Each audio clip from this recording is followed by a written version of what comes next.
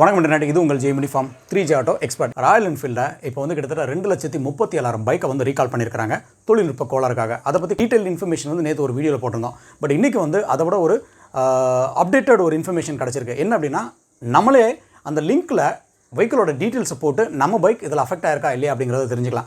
எதுக்கு ப்ரோ நேற்று கொடுத்தது டீட்டெயிலாக தான் இருந்தது அப்படின்னு நீங்கள் கேட்கலாம்.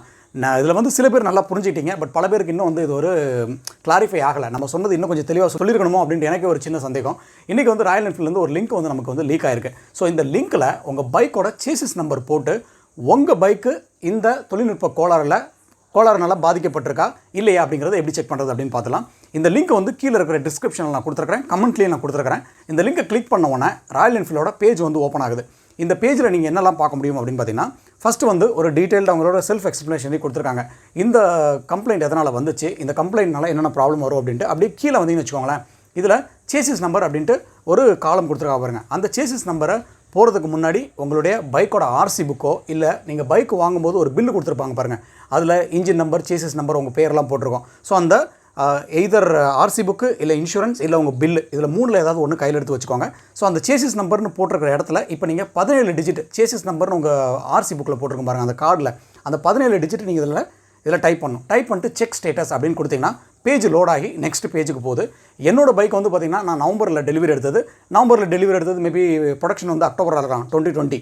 ஸோ எனக்கு வந்து பாருங்கள், உங்கள் பைக் வந்து இந்த ரீகாலில் வந்து இன்வால்வ் ஆகலை அப்படின்னு சொல்லிடுறாங்க. உங்களுக்கு இந்த பைக்கோட உங்கள் பைக் வந்து இந்த ரீகாலுக்கு உங்கள் பைக் இருக்குது அப்படின்னு சொன்னாங்கன்னா, அடுத்து நீங்கள் என்ன பண்ணணும் அப்படின்னு பார்த்தீங்கன்னா, ஆல்ரெடி வந்து ராயல் என்ஃபீல்டு ஓனர்ஸ்க்கு வந்து ராயல் என்ஃபீல்டு த்ரூ மெசேஜாவோ மெயிலாவோ வந்து கம்யூனிகேட் பண்ணியிருக்காங்க. சில பேர் அந்த பர்ச்சேஸ் பண்ண டைமில் ஒரு மொபைல் நம்பர் கொடுத்துட்டு இப்போ அந்த மொபைல் நம்பர் ஆக்டிவாக இல்லை நீங்கள் ரீசார்ஜ் பண்ணல அப்படின்னா உங்களுக்கு அந்த நோட்டிஃபிகேஷன் வந்திருக்காது. ஸோ டெஃபினட்டாக உங்களுக்கு இன்னும் கொஞ்ச நாள் வெயிட் பண்ணிங்கன்னா ராயல் என்ஃபீல்டு சர்வீஸ் ஸ்டேஷன்லேயே இருந்து கால் வரும். ஏன்னா இப்போ மோஸ்ட் ஆஃப் த டீலர்ஷிப் வந்து க்ளோஸில் தான் இருக்கிறாங்க. ஸோ அவங்க ஓப்பன் பண்ணவொன்னே அவங்களுக்கு கால் வரலாம். ஸோ நீங்கள் பயப்பட வேணாம், அது ஒரு சின்ன ஒரு விஷயம் தான். கால் வந்ததுக்கப்புறம் எப்படிலாம் இருக்கும் அப்படின்னு பார்த்தீங்கன்னா, உங்கள்கிட்ட வந்து ஒரு அப்பாயின்மெண்ட் ஃபிக்ஸ் பண்ணிக்குவாங்க. மேபி டெய்லி வந்து ஒரு 5 வண்டி இல்லை 10 வண்டி அப்படிங்கிற மாதிரி. ஸோ இது எப்படி வந்து ப்ரொசீஜர் பண்ணுறாங்க அப்படின்னு பார்த்தீங்கன்னா, ஃபஸ்ட்டு உங்கள் பைக்கை செக் பண்ணிவிட்டு இந்த கம்ப்ளைண்ட்னால உங்கள் பைக் வந்து அஃபெக்ட் ஆகுதா அப்படிங்கிற பார்க்குறாங்க. இது வந்து ஒரு சின்ன காம்பனண்ட் தான், இக்னிஷன் காயில் அப்படின்ட்டு. ஸோ இது வந்து அஃபெக்ட் ஆகலை அப்படின்னா ஓகே, உங்கள் பைக்கை கொடுத்துட்றாங்க.